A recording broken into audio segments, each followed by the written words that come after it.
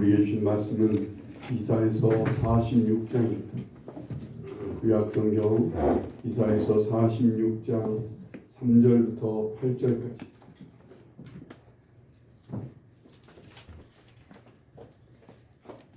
이사야서 46장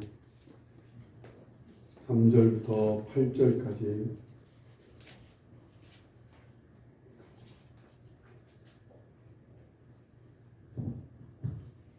구절까지 읽겠습니다. 9절까지 3절부터 9절까지 한 절씩 교독하겠습니다.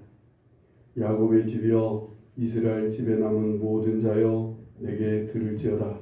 배에서 태어남으로부터 내게 안겼고 태에서 남으로부터 내게 업힌 너희여, 너희가 노년에 이르기까지 내가 그리하겠고 백발이 되기까지 내가 너희를 품을 것이라. 내가 지었은즉 내가 업을 것이요 내가 품고 구하여 내리라. 너희가 나를 누구에게 비기며 누구와 짝하며 누구와 비교하여 서로 같다 하겠느냐.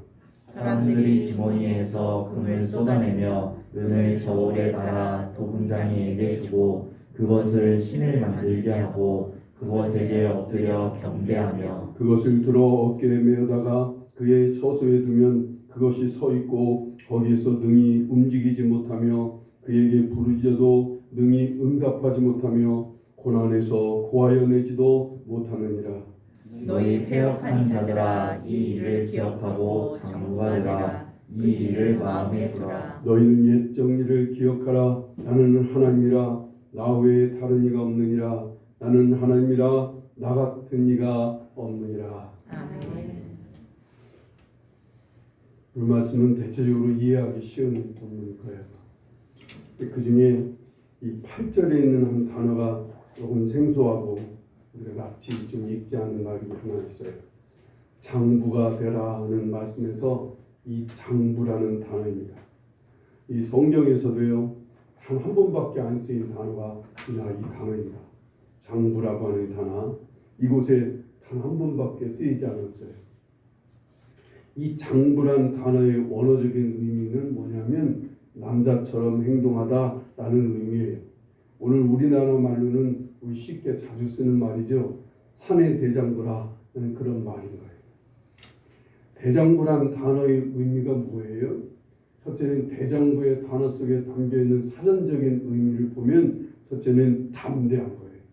그리고 둘째는 굳세고 셋째는 마음이 큰 사람을 대장부라고 말할 수가 있어요. 좀 더 쉽게 말하면 씩씩하고 통 큰 사람을 대장부다, 장부라 이렇게 말할 수가 있어요. 바울 사도를 통해 하나님께서는요 신약에 이 비슷한 의미로 말씀하신 게 한 구절이 있어요. 고린도전서 16장 13절에 보면 깨어 믿음에 굳게 서서 남자답게 강건하라 라는 말씀입니다. 같은 의미예요. 장부가 되라는 말씀과 남자답게 강건하라는 말, 굳게 서서 남자답게 강건하라는 이 단어가 장부라고 하는 단어예요. 오늘 이 말씀은요 외적으로 장부가 되라는 게 아닌 거예요. 사람들마다 다 다르잖아요. 그 중에 어떤 사람들은요 외적으로는 겁이 많고 소심하고 약한 사람이 있어요. 오히려 이런 사람이 우리 사회에는 더 많습니다. 지금.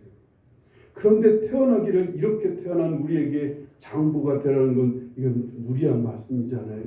이 말씀은 우리의 속사람이 장부가 되라는 거예요. 우리의 겉사람은 다 제각각으로 태어났지만 우리의 영적으로 거듭날 새로 태어난 우리의 속사람만은 이렇게 장부가 되라는 게 오늘 말씀인 거예요. 우리는 어려서나 살면서요 우리의 부모들이 이런 아들들에게 특히 이런 말을 자주 합니다. 길을 못 피거나 세상에서 씩씩하게 살지 못하고 소심해서 피해를 보는 그런 자기 자녀에게 사내 대장부가 왜 그러냐고, 사내 대장부가 좀 되라는 소리를 자주 합니다. 얼마나 속이 상하고 얼마나 아프고 안타까우면 그랬겠습니까? 자꾸만 나가서 무슨 일 당하고 와서는 울기나 하고 풀이 죽어있는 자식을 보면 어떤 부모라도 이런 얘기 안 할 수가 없어요. 좀 막 씩씩하게 좀 사내 대장부처럼, 특히 아들 말이에요. 딸한테는 뭐 여자처럼 이렇게 행동하라는 말이 하지만 남자아이들이 이러면 막 부모들은 안타까워서 좀 나가 좀 시식하게 사내 대장부처럼 막 살으라고 이런 말을 하게 되는 거예요. 하나님 마음이 이랬던 것 같아요. 이스라엘 백성들이 이랬습니다. 하나님의 백성의 그들은 하나님의 특별한 보호 속에 있는 백성인데 자꾸만 세상에서 우상을 의지하고 우상을 섬기는 세상 사람들한테 눌려 사는 거예요. 그 세상 사람들한테 짓밟히고 사는 모습을 보는 거예요. 그러느라고 하나님 신앙을 버리는 사람들이 많아요. 그들의 신들을 섬기느라, 세상의 신들을 섬기느라, 세상 사람들이 섬기는 그런 신들을 섬기느라 자기 나름의 신앙을 버리는 거예요. 하나님 신앙을 그냥 버리는 자들이 많은 거예요. 많은 이스라엘 백성들이 그래서 멸망을 당했습니다. 그럼에도 불구하고 그 살아남은 사람들은 신앙을 잃어버리고 하나님을 떠나서 세상 속에서 조용히 숨지기며 살고 있는 거예요. 오늘 말씀 3절을 보시면 야곱의 집이여 이스라엘 집에 남은 모든 자여 라고 말씀합니다. 그나마 신앙을 지키며 숨지기며 살고 있는 남은 자들에게 오늘 말씀하고 있는 거예요. 3, 4절을 계속해서 보면요. 배에서 태어남으로부터 내게 안겼고 태에서 남으로부터 내게 업힌 너희여 내가 노년에 이르기까지 내가 그리하겠고 백발이 되기까지 내가 너희를 품을 것이라. 내가 지었은즉 내가 업을 것이요 내가 품고 구하여 내리라 라고 말씀합니다. 저는 개인적으로 이 말씀을 하시는 하나님의 그 따뜻하고 그러면서도 애처로워하시는 하나님의 마음을 느낄 수가 있었어요. 세상에서 바들바들 떨고 있는 당신의 백성들 말이에요. 불안과 두려움에 떨고 있거나 자신감을 잃고 소심하게 신앙대로 살지 못하는 당신의 백성들을 향해서 하나님은 오늘 이 말씀을 하고 계시는 거예요. 배에서 태어났을 때부터 내가 너희를 안겼고 업힌 너희여 내가 노년에 이르기까지 백발에 이르기까지 내가 너를 품을 것이라는 거예요. 내가 지었은즉 너를 업을 것이요 내가 품고 구하여 내리라 하신다는 거예요. 늙어 백발이 되면 가장 약해지잖아요.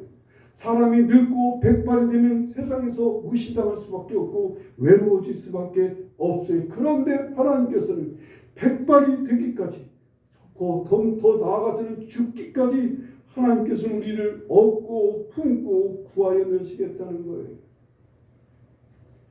5절 말씀을 보세요. 5절 말씀에 너희가 나를 누구에게 비기며 누구와 짝하며 누구와 비교하여 서로 같다 하겠느냐라고 말씀은 세상에 이런 하나님과 비교할 사람이 비교할 신이 어디냐는 거예요. 세상에 하나님과 같은 그런 분이 존재가 어디냐, 나하고 같이 짝을 이룰 사람이 존재가 이 세상에 어디냐는 거예요. 쉽게 말해서 세상에 어디 눈 씻고 찾아봐라 이런 하나님이 어디 있냐는 거예요. 9절 말씀에는 아주 더 단도직입적으로 하나님 말씀합니다. 너희는 옛 정리를 기억하라. 나는 하나님이라. 나 외에 다른 이가 없느니라. 나는 하나님이라. 나 같은 이가 없느니라. 나 외에는 다른 신이 없다는 거예요. 나 같은 하나님, 나 같은 신은 세상에 없다는 거예요. 그러면서 오늘 말씀 8절 말씀을 하시는 거예요. 너희 패역한 자들아 이 일을 기억하고 장부가 되라. 이 일을 마음에 두라 라고 말씀하시는 거예요. 오늘 이 말씀은요 우리 신앙인에게 아주 귀한 비밀을 가르쳐 줍니다. 우리 속사람이 장부와 같이 담대하고 굳세고 마음이 큰 사람이 될 수 있는 비결을 우리에게 가르쳐 주시는 말씀이에요. 이 장부와 같은 분은 누구가 있어요? 우린 다 장부가 되지 못해요. 신앙의 장부는 더더욱 되지 못해요. 우리에게 유일하게 이 장부와 같은 분이 누구예요? 예수님밖에는 없어요. 우리가 예수님을 우리 속에 모시고 그 예수님을 붙들고 그 예수님을 따르면 우선 우린 오늘 말씀대로 장부와 같이 살 수가 있어요. 세상이 어떠해도 세상이 아무리 불안하고 두렵게 돌아가던 세상이 하나님 신앙을 가볍게 여기고 하나님 신앙을 가진 사람들을 핍박하고 멸시하더라도 우리 장부가 되신 예수님을 모시고 세상에서 담대하게 굳세게 마음이 큰 사람으로 살 수가 있어요. 씩씩하고 통 큰 사람으로 살 수가 있단 말이에요. 우리가 예수님을 붙들면, 우리가 예수님을 따르면. 그런데 우리는요, 결정적인 순간에 이 주님을 모시지 못하는 거예요. 결정적인 순간에 우리는 예수님을 부인하고 외면하고 내 생각대로, 내 뜻대로, 내 고집에, 내 소견대로 사느라고 우리는 죄책감을 느끼면서도 그런 세상에서 주눅들고 짓밟히고 살아가는 거예요. 세상의 방법대로, 세상 사람들에 의해서, 세상 사람들이 그냥 이끄는 대로 우리는 끌려다닐 수밖에 없어요. 그래서 악한 일도 하게 됩니다. 그래서 쾌락에 빠지기도 하고, 그래서 또한 염려와 불안과 두려움에 쌓여 살기도 합니다.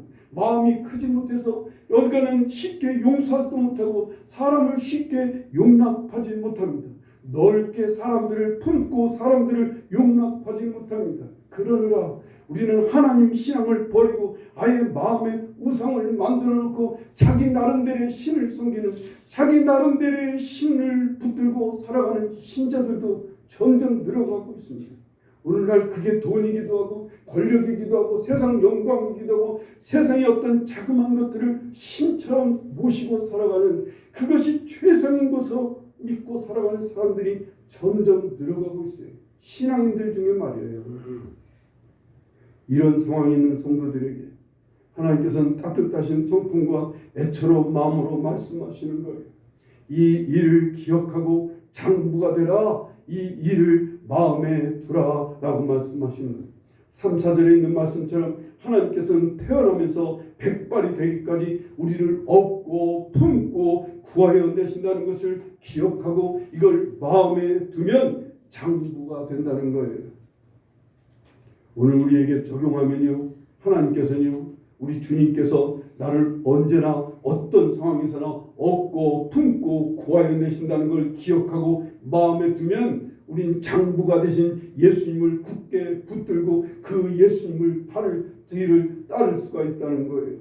그 예수님을 더 이상 부인하지 않고 그 예수님을 놓치지 않고 예수님을 끝까지 붙들고 장부가 되신 주님처럼 살아가게 된다는 거예요. 우리 속사람이 주님을 굳게 붙들고 부인하지 않고 내 감정과 내 생각으로 주님을 몰아내지 않는 강한 믿음의 사람이 된다는 거예요. 그렇게 될 때 미국의 한 기자가 오랫동안 한국에서 생활하다가 본국에 돌아와서 그 중원 칼럼을 하나 썼는데 한국의 기적에 대한 얘기를 했어요. 한국의 기적은 어디서 왔을까? 대한민국이라는 나라를 전쟁 후에 짧게 20년, 30년 만에 세계 굴지의 나라로 막 성장한 이면되는, 그리고 오늘날 이렇게 세계적으로 유명한 세계 사람들이 인정하는 선진국의 대열에 서게 된 비결은 뭔가? 빨간 내복에 있다 라고 그렇게 얘기했어요. 빨간 내복이라는 게 뭐예요? 우리는 그 얘기 들으면 딱 무슨 말인지 알잖아요. 어르신들은 아마 알 거예요. 빨간 내복이 7, 80년대 이제 막 산업이 발달할 때 시골에서 아주 가난하게 짝이 없었던 우리 어린 사람들이, 청소년들이죠 뭐. 저희가 구로공단에서 사역할 때도 그때 초등학교 졸업하고 막 시골 공장으로 올라온 청년들이 많았거든요. 청년들인지 소년들인지 말이에요. 초등학교 졸업하면 지금 13살이니까 그때 그런 청년들이 청년부에 와요. 청년이라고. 그 7, 80년대 정말 가난하게 짝이 없는 이 청소년들이 공장에 막 서울로 도예지로 와서 막 공장 생활을 합니다. 그리고 그들이 월급을 받으면, 초달금을 받으면 반드시 뭐를 사요? 초달금으로 빨간 내복을 사서 시골에 부모님께 갖다 드리는 거예요. 아버지한테는 뭐 빨간 내복이 아니라 그냥 두꺼운 내복이겠지만 어머니한테 특별히 빨간 내복을 갖다 준다. 왜 그래요? 자기 고생하면서 키워준 부모님이 고마워서. 그 가난함 속에서 자식을 가르치고 자식을 먹여 살려고 애쓴 그 부모의 마음, 고마움을 잊지 않고 그 부모의 사랑을 잊지 않고 부모를 돌아보고 자기 고생하는 거, 자기 지금 오늘 고생하는 걸 그 부모님 생각해서 기쁘게 감내하는 그 마음이, 그 속에 있는 밑바닥의 마음들이 오늘 이 한국 대한민국을 이렇게 크게 성장하게 만들었다고 그 미국의 기자는 간파했던 거예요. 그래요. 우리 신앙이 그래요. 우리도 세상에서 진정한 장부가 되신 예수님을 붙들고 세상을 담대하고 굳세고 마음을 크게 먹고 살려면 태어나면서부터 나를 백발이 되기까지 나를 업고 품고 구해주시는 하나님을 기억하는 거예요. 왜 없는지 아시죠? 하나님께서. 우리가 힘들고 지치고 어려우면 하나님께서 업어주시는 거예요. 아이들이요 키워보면 알지만 아이들이 이제 좀 아장아장 걷기 시작하면 아이들은 막 세상의 궁금증, 호기심 때문에 손을 뿌리치고 지 마음대로 막 걸어가려고 애를 씁니다. 그런데 그렇게 막 종종 걸음으로 걷다가 피곤하고 힘들면 금세 부모한테 이제 막 업어달라고 칭을 대는 거예요. 그러면 그 엄마는 아빠는 얼른 그 아이를 업어주는 거예요. 하나님께서 그러신다 그 말입니다. 우리가 유명한 일화를 알고 있죠. 어떤 한 크리스찬이 너무나 사업이 안 되고 지치고 인생이 힘들어서 바닷가에서 죽을 크고 바닷가에 가서 물끄러미 바다를 바라보고 있는데 그러면서 주님 앞에 하소연을 하는 거예요. 주님, 내가 이렇게 고통스럽고 어려울 때 주님은 뭐 하시는 거예요? 왜 나를 도와주시지 않아요? 그러면서 막 하는 주님 앞에 안타깝게 얘기하고 있는데 자기 눈앞에 두 사람의 발자국이 막 보이는 거예요. 그 발자국이 가만히 보니까는 하나는 자기 발자국이고 하나는 예수님이 함께 걸어가 주시는 발자국이었던 거예요. 그런데 이상하게 자기가 가장 힘들고 어려웠던 그 순간에는 발자국이 하나밖에 없는 거예요. 그거 보시라고 주님, 내가 어렵고 힘들 때 왜 이렇게 나를 혼자 가게 하셨어요? 주님께서 감동하시기를 그 발자국 가만히 쳐다보라고 누구 발자국이냐고 보니까 그 발자국은 예수님 발자국이었던 거예요. 자기는 그럼 어디 있었던 거예요? 예수님이 자기를 얻고 가시는 때였다는 거예요. 가장 힘들고 어렵고 지쳤을 때 주님은 그때 우리를 업어서 이끌어 주신다 그 말이에요. 하나님 그렇게 업어 주시는 분이에요. 우리가 가장 힘들고 어려운 그 순간들은 주님이 우리를 업어 주시는 순간들이에요. 우리는 그 하나님 앞에 너무 힘들다고 하소연하면 하나님은 얼른 우리를 업어 주시는데 백발이 되기까지 그렇게 하신다는 거예요. 백발이 되기까지. 세상은 조금만 부족하고 모자라면 나란 사람 품어주지 않습니다. 내 편이 아니라고 생각되면 매몰차게 세상 사람들은 내쳐요. 하지만요 하나님께서 나를 백발이 되기까지 내가 약하고 부족하고 모자라도 주님은 우리를 품어주신다는 거예요. 우리 한 사람 한 사람 세상이 가면 갈수록 나이가 들면 들수록 심지어는 자녀들한테도 외면당할 수가 있어요. 자녀들한테도 품지 못하고 자녀들이 품어주지를 못해서 내쳐질 수가 있는 게 오늘 우리의 인생들이에요. 그런데 하나님은 우리가 백발이 되기까지 우리를 품어주신다는 거예요. 우리가 살다 보면 수렁에 빠지고 조그만 물웅덩이에 빠지는 일이 있으면요 우리가 그래서 막 하나님 앞에 어린아이처럼 하나님을 찾고 하나님 앞에 구해달라고 막 간절히 부르짖으면 하나님은 얼른 우리를 거기서 구해주시는 거예요. 우리를 탓하지 않아요. 네가 잘못해서 무슨 수렁에 빠진 거야. 허우적거리고 있는 나에게 물엉덩이에서 빠져주고 가는 나에게 막 책망하고 가르치고 다그치는 게 아니라 얼른 건져내기부터 하신단 말이에요. 오히려 시편 50편 15절에 보면 환난 날에 나를 부르라 내가 너를 건지리니 내가 너를 영화롭게 하리로다. 오히려 우리를 구해주시는 것을 오히려 기뻐하시는 분이라 그 말입니다. 이 일을 기억하라는 거예요. 이런 하나님을 마음에 두라 하시는 거예요. 우리에게 허락하신 예배가 바로 그런 시간이었으면 정말로 좋겠습니다. 아멘. 예배는 바로 그런 시간인 거예요. 지치고 힘들 때 장부가 되신 주님을 마음에 모시지 못하고 넘어지고 쓰러지고 염려하고 흔들리는 나를 보게 되면 우리는 하나님의 이 일을 기억하는 거예요.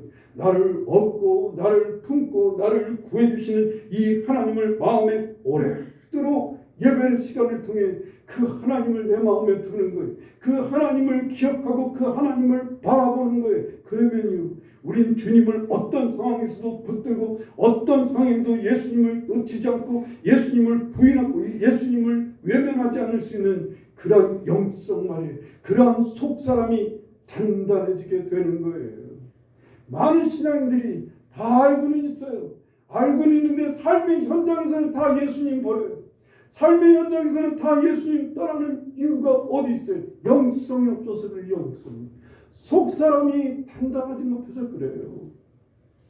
그 속사람이 예수님을 붙들어야 되는데, 그때 예수님을 쫓아가야 되는데, 그때 예수님 마음을 품어야 되는데, 그때 예수 그리스도의 말씀을 쫓아가야 되는데,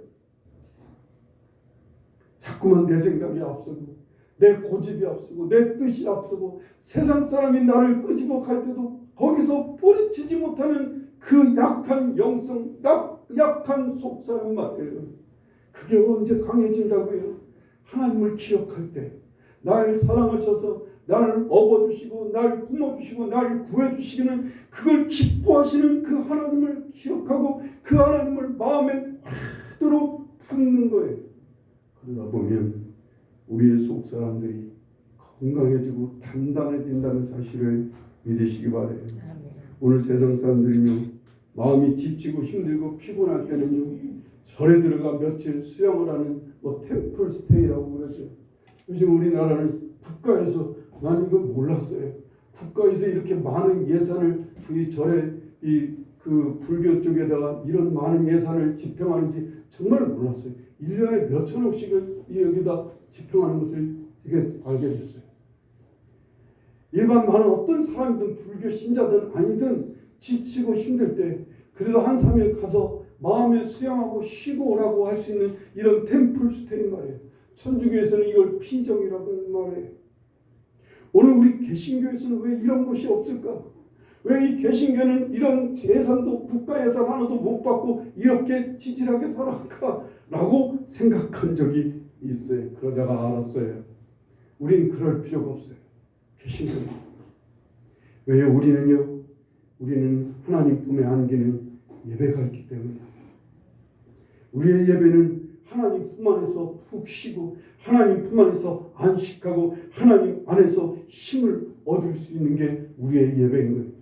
7일마다 하나님 앞에 예배를 드리고 3일마다 하나님 앞에 예배를 드리며 우리는 하나님 품 안에 잠기고 하나님 품 안에 안기고 하나님 품 안에서 안식할 수 있는 예배가 있기 때문에 우리는 템플스테이 안 해도 돼요. 우리에게는 피정이 없어도 돼요. 우리는 매주마다, 우리는 3일마다 우리는 하나님 품 안에서 하나님을 기억하고 하나님 품 안에서 안식하며 우리의 속사람이 그런 속에 강건해지는 것이에요. 이 예배는 그런 신비한 힘이 있어요. 이 예배에는 정말 신비한 능력이 있어요.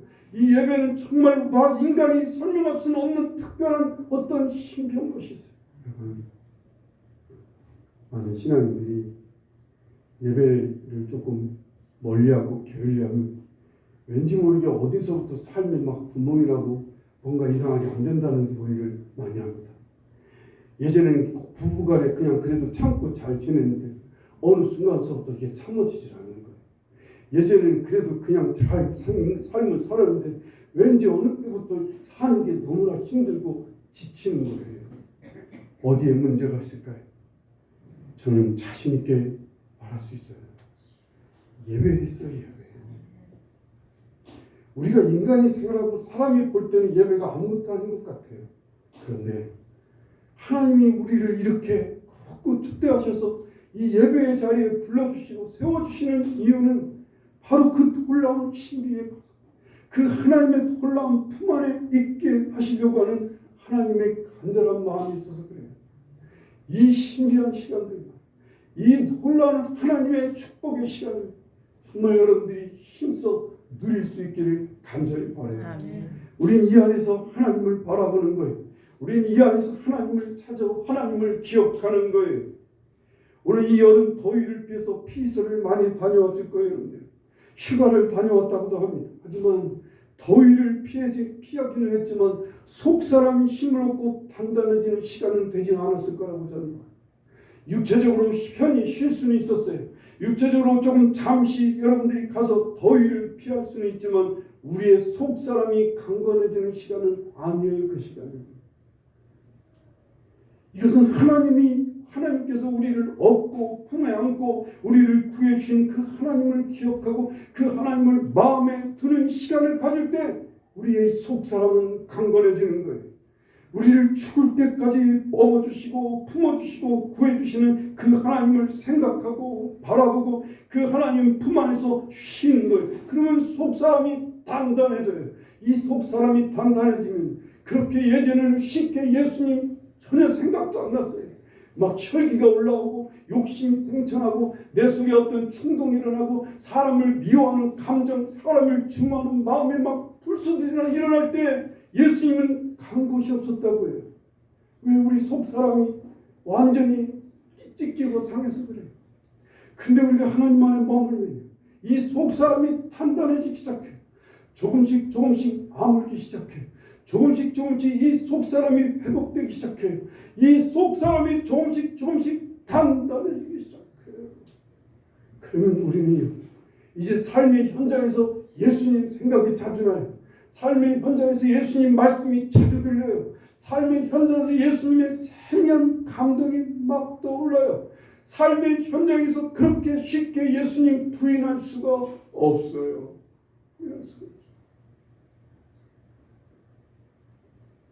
제가 엊그제도 잠깐 말씀드렸습니다만 제가 지난 화요일 날인가요? 밤에 저녁에 와서 기도하고 있는데 누가 막 쫓아와갖고 목사님이신가요? 그러고서 뭐 때문에 그런가 했더니 자기가 너무 이 앞에 고시원에서 어딘가 사는데 배가 너무 고파서 목사님 먹을 것 좀 있으면 좀 달라고. 그 얘기는 돈을 달라는 얘기죠.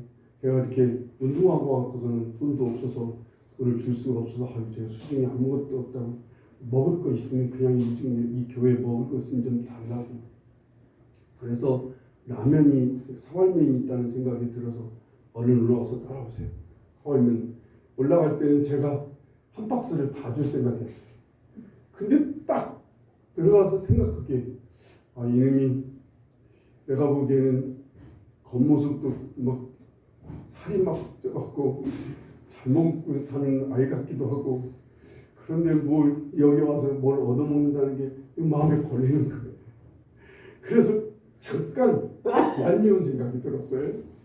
그래서 라면 한 박스를 주려다가 거기에 뜯어갖고 2개만 딱 꺼내갖고 줬어요. 주고 나서 보니까 그럼 보통 여러분 막 고맙다고 그래야 되잖아요. 이건 웬걸? 왜 이런 걸 줄까? 뭐 이런 표정이에요. 뜻딱한 표정으로 인사도 안 하고 라면 2개를 받아갖고 가는 모습을 보고 제가 이제 다시 기도하러 들어왔다가 아이고 주님의 마음을 잠깐 놓쳤어요. 또 제 인간적인 생각이 앞서가고 주님의 만약에 주님이시라면 이런 시간에 뭘 물으시겠어요? 네? 내가 원수였는데 날 같은 원수를 위해 죽기까지 하신 분, 당신의 살과 피를 다 주신 주님이신데 내가 인간적인 생각과 판단으로 참 인색했다. 얼른 그래서 다시 일어나서 기도가 안 돼갖고 얼른 일어나서 막 쫓아나가서 그 청년을 쫓아졌어요. 사라지고 없어서 쓸쓸히 돌아와 주여 엎드려 기도하고 엎드렸습니다. 정말 현장에서 우리의 속사람이 주님을 붙들고 따를 수 있는 건강한 속사람, 이 장부가 되시는 주님을 붙들고 따라갈 수 있는 그 믿음, 그 속사람이 강건해질 수 있는 길이 어딜까요? 그건 하나님을 자꾸만 하나님의 일을 기억하는 거예요. 이런 하나님의 사랑하심을 기억하고 마음에 드는 일에 힘쓰는 거예요. 그래서 이 장부가 되신 우리 주님을 세상에서 말해요.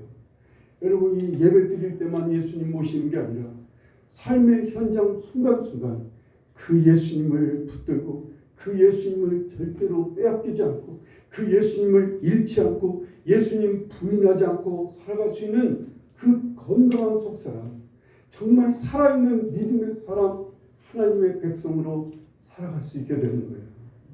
여러분과 제가 힘써 계속 하나님의 몸을, 하나님의 일을 기억하고 하나님 품 안에 들어갈 수 있는 예배라도, 기도, 말씀, 예배, 묵상 다 중요하지만 특별히 이 예배만이라도 정말 힘쓰셔서 예배 가운데서 하나님 품 안에 거하는, 하나님 바라보고 하나님의 일을 기억하며 그냥 그 안에 잠시라도 잠겨있는 시간들을 자주 갖는 거예요. 힘써 가져서 나도 모르는 사이에 속사람이 건강해지는 걸 어느 날 보게 될 거예요. 내가 좀 달라졌어요. 내가 이때는 분명히 주먹이 먼저 나갔는데 아닌 거예요. 이게 안 나가는 거예요. 주님의 마음이 자꾸 막 거기가 떠오르는 거예요. 주님의 말씀에 막 떠오르는 속사람을 보게 될 거예요. 그 주님을 따르기 위해서 목숨이라도 내놓고 싶어하는 뜨거운 열망을 가진 속사람을 어느 날 발견하고 막 뜨겁게 감격하게 될 거예요. 와, 주님이 이런 분이었구나. 우리 예수님이 이런 마음이시구나. 주님의 마음이, 하나님이 이렇게 마음이 크신 분이구나. 여러분, 그 주님을 보게 될 거예요. 그렇게 속사람이 건강해져서 정말 참된 장부로, 장부가 되신 예수 그리스도와 함께 참된 장부로 살아갈 수 있기를 간절히 축원합니다. 기도하시겠습니다. 이 시간 기도하실 때, 아니, 장부